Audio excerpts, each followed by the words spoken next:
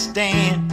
I'm gonna dust it off with my own hands. Black blizzard coming, old man keep running. Alright guys, welcome back. Next morning here. Just getting fuel out in the mega cab, and then we're gonna get the enclosed ready to go to South Carolina.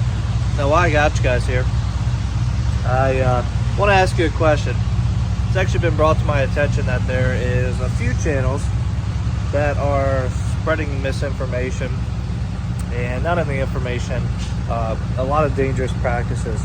And I want to get you guys' opinion. Do you guys want me to, and it's not going to be a bashing session, as more as it's going to be kind of a learning thing, because I do have a lot of followers on my other channel, my main channel, that are there for informational stuff. And some people, you know, just need a little education on how to secure loads. And some are these channels are really dangerous. We're lucky they don't kill somebody, but let me know what you guys think, if you want me to touch on those or just leave them be. Because really this channel is here for you guys to watch. So let me know what you think. So touching back on that point, if you guys want me to do that, I may just make a new series on the channel called like Jason Reacts, and just give pointers or just point out what I see is right and wrong, and what could be done different to better help people, better educate. I think that would be the right way to do it. So A, if you guys want me to do it, drop it down. Say yes, you want me to do a Jason Reacts down in the comments. And B, if there's any channels you want me to react to, and just keep in mind, I'm going to pick and choose some of the channels, and you know, may not give a full episode on them, but I'll at least let you know my opinion, or maybe there's some I'll stay away from just for personal reasons. You guys remember this car? Hauled this once before. So we actually had to winch this thing in here. It needs a clutch really bad, and as wet as it was this morning, couldn't really get it to go up in the trailer, so we just winched it in, which is not a big deal.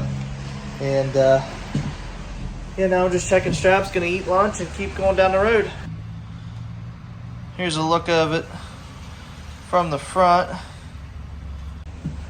It's coming from like a custom shop that did headliner work and some paint work on it, some pinstriping work, and they tried to get a clutch in it up here, but it didn't work out very well. Nobody could get it in time, so headed back to South Carolina, and they're going to worry about it down there. Well, that pretty much sums up today. 81 was shut down. All lanes shut down. All southbound lanes shut down. And then the way to get around it, there's another accident. So it causes this. Thankfully, with the enclosed, I should be able to hit this back road here and get around all of this. I thought I was crazy for going this way.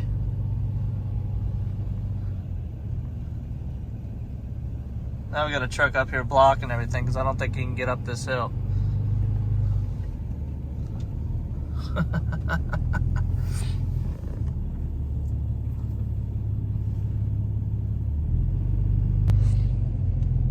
There's even a sign that said like GPS route prohibited, like do not enter, because of how tight and windy the roads are.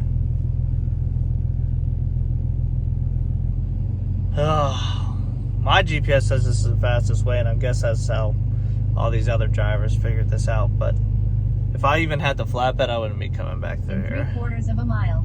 Turn left on North Lee Highway. Some of the roads that I was on, the trailer was, I was making a right turn, I was all the way to the left, and the tires were barely on the edge, and there's no guardrail. And the ground's soft, obviously. Look at last video. So. See how long it takes us to get back to the main road here. Well, I just put an alternator in this thing. About 6,000-7,000 miles ago. Pull over and see what all this is about. Alright, so we're pulled over here. This big old empty lot, and I think I might have found the issue, which I'm hoping. So, we get down here on the power cable. See how it's loose? That nut isn't all the way tight, or it backed itself off. I don't remember what happened when I did the job, but hopefully that's just it. I'm hoping it just isn't getting all the power through that power cord, and that's our issue. So I gotta find the right size socket here and see if we can get it tightened up. Well, I think it was that. The batteries were stone dead. So,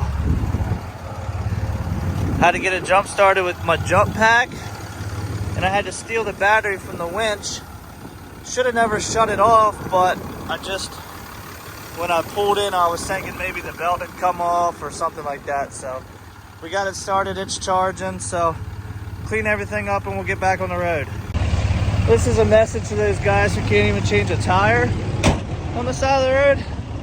Not gonna last long in this business. A trailer has been sitting there for at least a week now. Wonder what the story is on that. It's sitting at the scale house, what is it, 77 southbound, just as you cross into North Carolina. And it's been sitting there since whatever day I came through here last week. Would have been Wednesday, I think.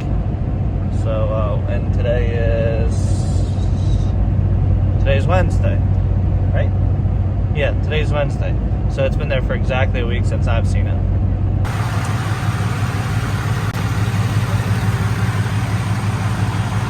You ain't lying.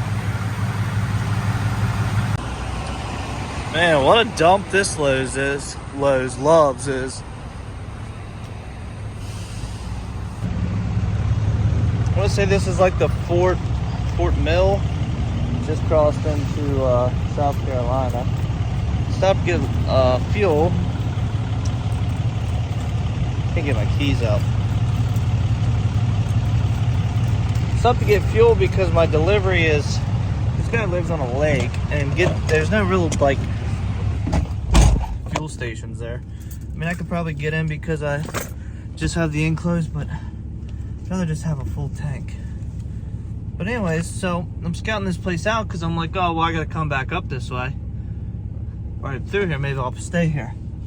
Got hardly any parking here. There's no restrooms, there's no showers, so nothing to eat. So I'm gonna count this out. Maybe we'll pass something on the way down. We can spot out and stay there. Well, I finally tucked into bed here. So I left you guys off. I was getting ready to drop off that Camaro. Well, got to the customer's house, dropped the car off, hopped back in the truck, and noticed we were down to like, I don't know, 10 volts on the gauge. So ended up running into town because he lives out by a lake, like I said. Ended up running into town and made it to a gas station. As soon as I pulled into that gas station, I lost all power. So I checked the battery voltage, and sure enough, both batteries were shot, which I'm guessing is from the alternator wire not being tight. It just drained the battery so far down that for however long I was running off of just battery power, and I didn't catch it. I don't know. In the zone driving, sometimes that happens. Listening to a good podcast, sometimes you don't look down at the gauges all the time.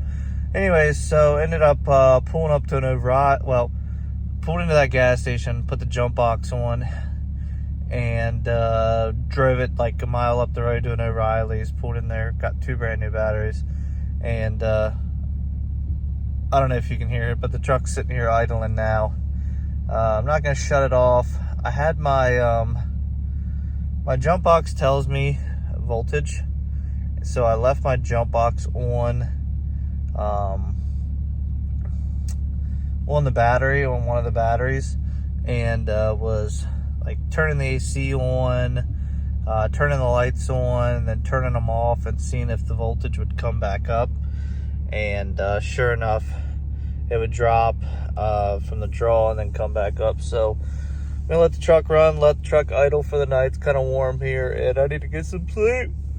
So let me know what you guys think about the first part of the video about trying to do some instructive criticism is what we're gonna call it, and we'll see you guys tomorrow.